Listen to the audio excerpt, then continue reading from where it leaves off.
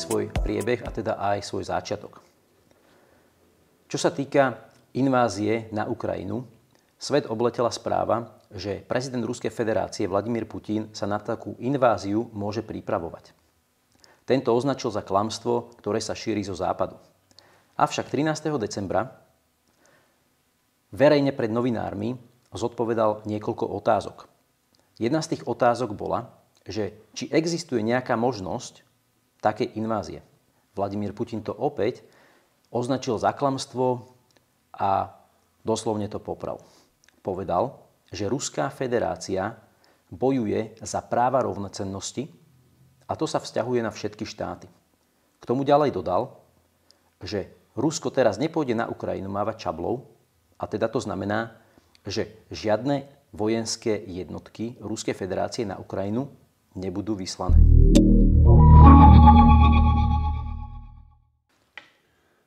Tak prečo to bolo klamstvo?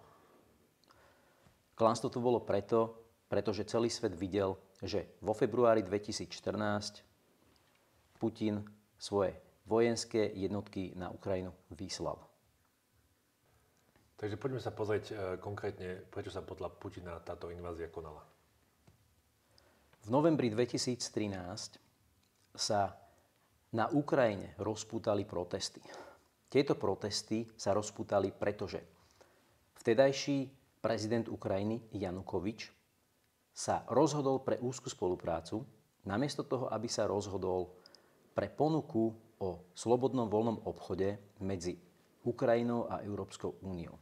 To sa samozrejme ľuďom nepáčilo a začali protestovať. Tieto protesty sa dostali do takého štádia, že žiaľ Bohu došlo k stretom medzi políciou a civilistami, kde zomrelo 108 civilistov a 13 policajtov.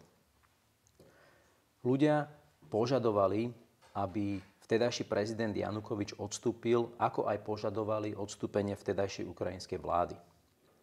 Samozrejme s tým nesúhlasili a to sa ľuďom ešte viacej nepáčilo a ľudia obsadili vládne budovy po celej Ukrajine. Vtedajšia opozícia sa dohodla s Janukovičom na niektorých bodoch a neskôr Janukoviča odvolala.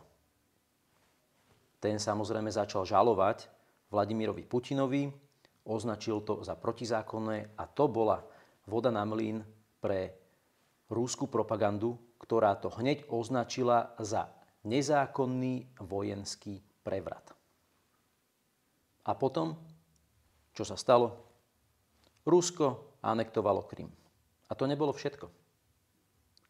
Separatisti obsadili vládne budovy v Luhansku a Donecku a tieto dva regióny vyhlásili za dva nezávislé štáty.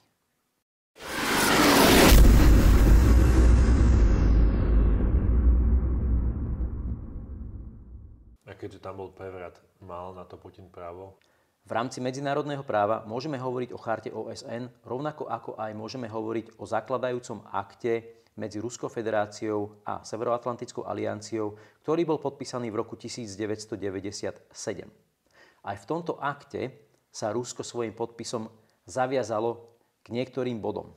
Jeden z týchto bodov je, že Rusko bude plne rešpektovať suverenitu všetkých ostatných štátov, politickú nezávislosť všetkých štátov, rovnako ako aj bude rešpektovať právo každého jedného štátu na rozhodnutie sa o svojej vlastnej bezpečnosti. Keď hovoríme o rozhodnutí sa o svojej vlastnej bezpečnosti, znamená to, že každý jeden štát má plné právo sa stať buď členom Severoatlantickej aliancie, alebo byť neutrálny štát, alebo byť v akomkoľvek inom obrannom pakte, napríklad aj s Ruskom. To je plné právo garantované medzinárodným právom každému jednému štátu.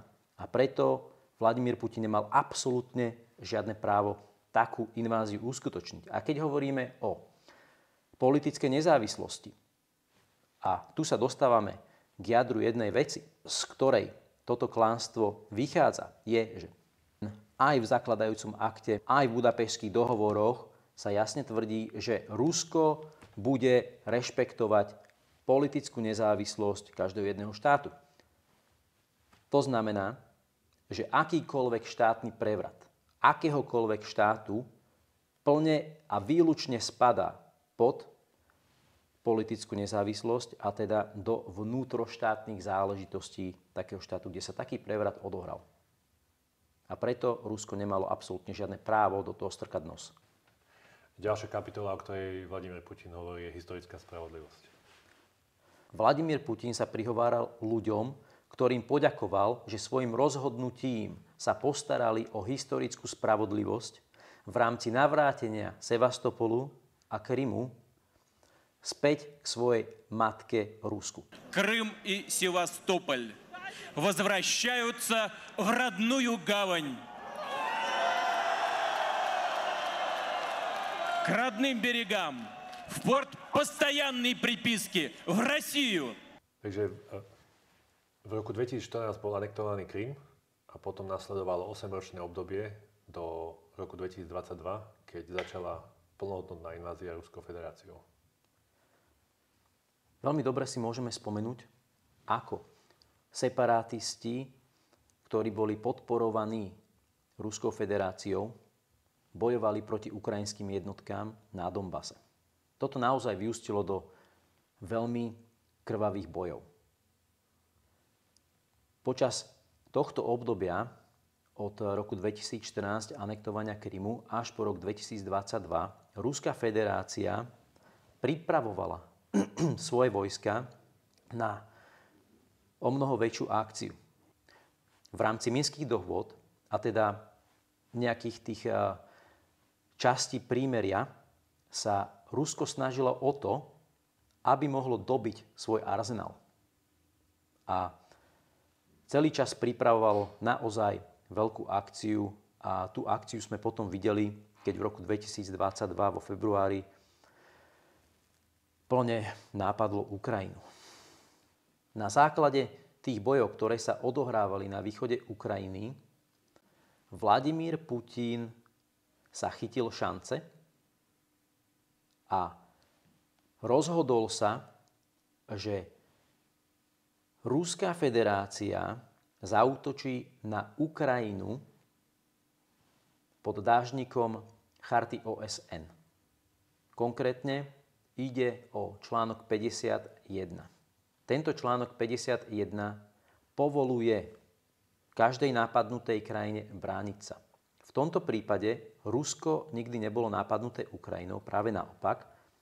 Putin to odôvodnil tým, že na východe Ukrajiny v rámci týchto bojov dochádza ku genocíde, ktorá je páchaná na rusky hovoriacej menšine.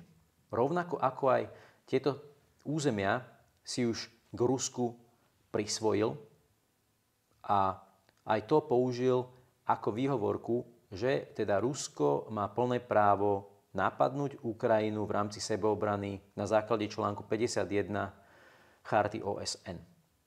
A keďže sme si povedali presne, ako to bolo, tak môžeme jasne povedať, že v rámci Putina, ako aj vo všeobecnosti celej tej kremelskej propagandy, je to absolútne klamstvo.